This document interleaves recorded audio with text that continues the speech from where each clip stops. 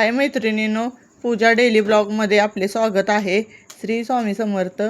आजचं रुटीन आहे बघा. आज महाशिवरात्री होती.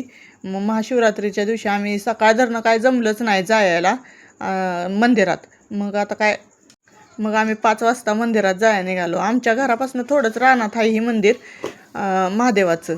मग तिथंच बंधारा आहे बघा. बंधाऱ्यावरनं जात होतो आम्ही. आणि ही मका ही सगळं म्हणजे त्या मंदिराजवळच आहे. मग आम्ही मधनं गेलो चालत आणि मंदिरात गेलो, देवदर्शन वगैरे घेतलं. कारण सकाळ धरणं कामं सरली नव्हती. कामामुळं काय झालं, मंदिरात जायला वेळच भेटला नाही. मग दुपार झाली. मग दुपारचं कसं जायचं म्हणून आम्ही संध्याकाळी निघालो. संध्याकाळी गेलो मंदिरात बघा, देवदर्शन वगैरे घेतलं. ही आमच्या मळ्यात, मळा म्हणतो आम्ही या रानात. मळ्यात हो का ही महादेवाची पिंड आहे आणि त्याच्यात गणपती हे आहे. आणि बरोबर ही म्हणजे आम्ही दर श्रावण महिन्यात पण जातो ह्याला. पर चार सोमवार करतो. म्हणजे असं लांब जाण्यापेक्षा आपलं आमच्या जवळ आहे त्याच्यामुळे आम्ही इथं जातो. आणि बाकी कोण नाही आलं बघा मंदिरात. मी, दिदी आणि ती माझ्या भावाची पोरगी आणि एक जावचा मुलगा, असं आम्ही सगळीच गेलतो. मम्मी आणि मी एवढीच गेलो, बाकी नाही कोण आलं. मग पूजा वगैरे घेतली आणि मग आम्ही दर्शन करतो. इथं वर बाहेर माणसं येऊन उभी राहिलेली देवळात जाण्यासाठी, मंदिरात आतमध्ये हे करण्यासाठी, पूजा करण्यासाठी. मग आम्ही आलो पूजा करून बाहेर. मग ती गेली. आणि हो का ही माघारी येताना असं काळं काळं रान होतं आणि पाणी चालू होतं शेतात मकाच्या रानाला.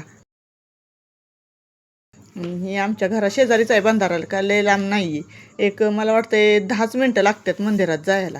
मग तिथनं आलो चालून.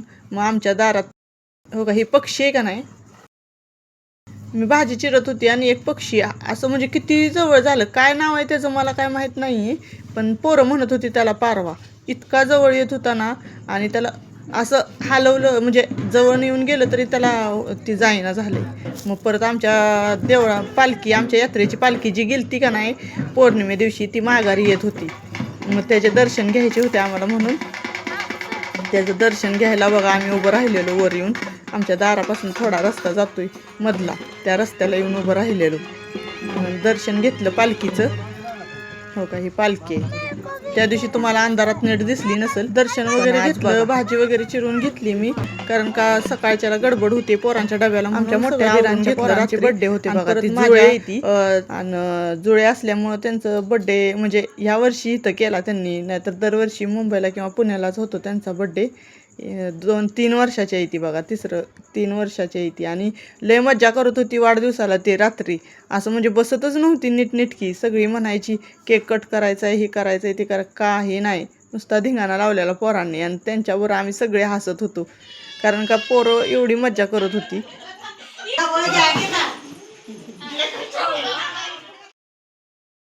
मग केक वगैरे कट करून घेतला बघा आणि तिथंच बसलो. मग ज्याचा उपास नव्हता त्यांनी केक वगैरे खाल्ला, आणि ज्याचा उपास होता त्यांनी आपलं हे दिलतं आम्हाला, चिप्स आणि शाबू चिवडा वगैरे काय काय आणलेलं त्यांनी, तेच खात बसलेलो. मग